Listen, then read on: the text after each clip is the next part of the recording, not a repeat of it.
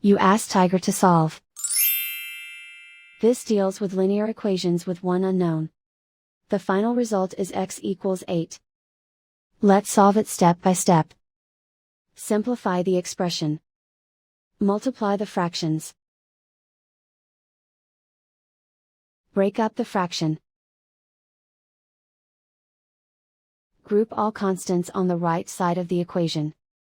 Subtract 3/5 from both sides. Combine the fractions.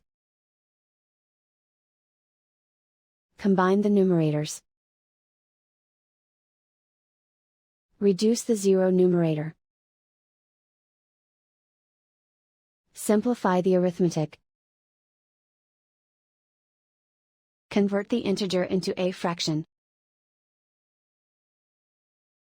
Combine the fractions. Combine the numerators. Isolate the x. Multiply both sides by inverse fraction 5/4.